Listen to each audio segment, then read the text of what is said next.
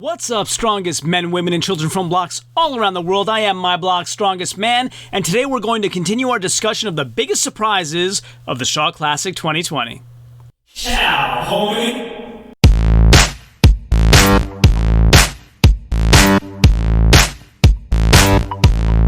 Welcome to My Block's Strongest Man, where we bring attention to the world of strongman and show you how you can mimic those activities using everyday objects all around your own property. If you haven't done so yet, consider subscribing and remember to hit that bell button for all notifications so you'll know whenever I provide all the valuable content every Monday, Wednesday, Friday, and Saturday. So without further ado, on to today's topic. So today we're going to discuss the deadlift, and we're going to focus on two aspects of the Shaw Classic 2020 deadlift. Which was more surprising, the fact that not one but two guys broke the world record on the Hummer Tire deadlift, or the disparity in weights between the winner and the last place guys? Let's have a look.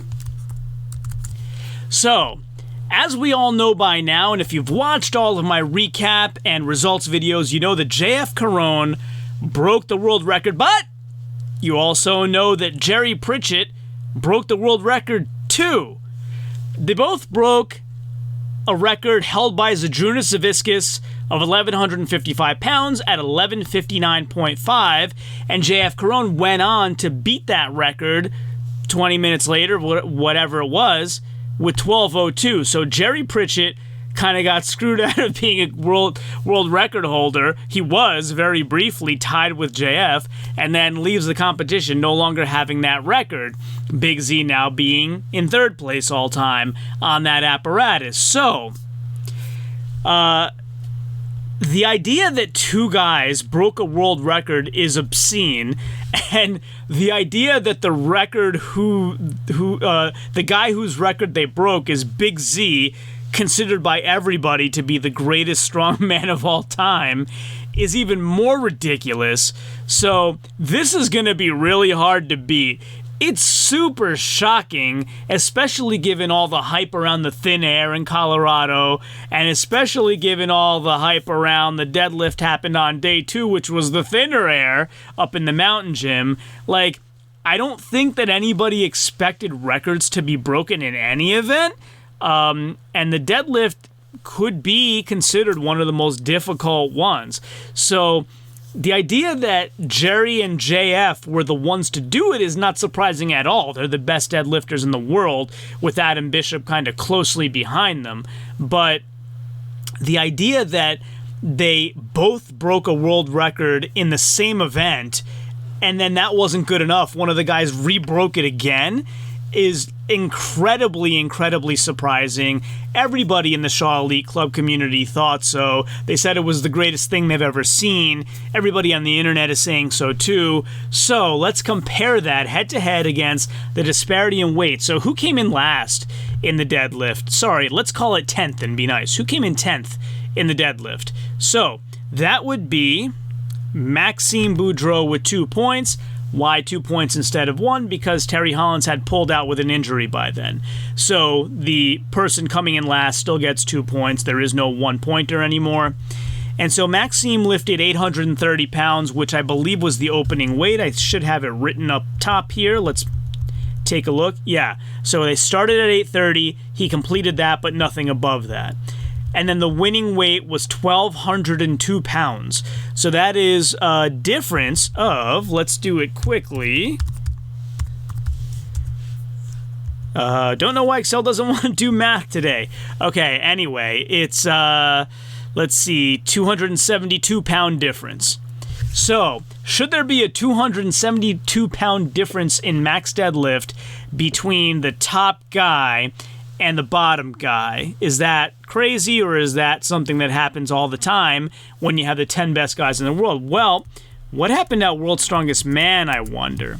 Let's go take a look. So at World's Strongest Man, it was deadlift for reps in the qualifiers, and so that's not really a great comparison. But if we go back to the My Block's Strongest Man archives and take a look at all the videos that I made on World's Strongest Man, we can get, for sure, a video about the finals and see what happened there. So let's pick this finals winner video. Oops, sorry. That's still a prediction video. So if we go to up a little bit more.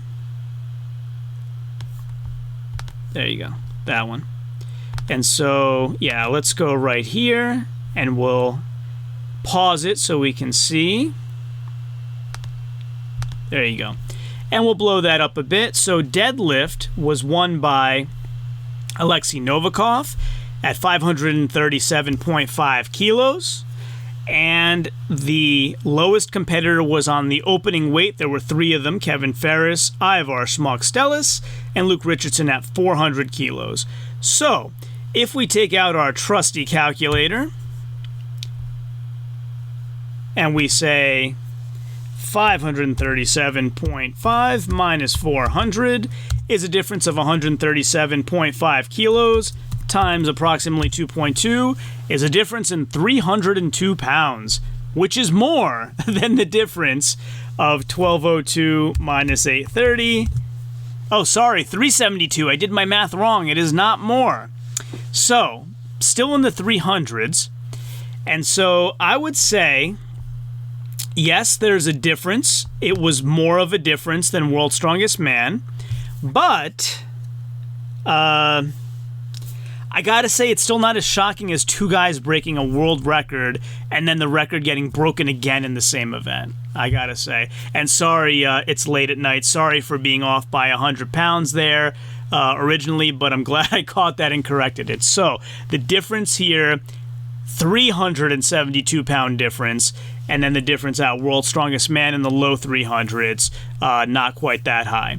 So, I have to say that although there was somewhat of a surprise in the disparity in deadlifting weight here, there was way more of a surprise that 2 guys broke the all-time deadlift Hummer tire record, even though it's the 2 best deadlifters in the world doing it, and then that record got broken again shortly thereafter in the same event. Tell me if you think differently in the comments below. I'd love to hear from you.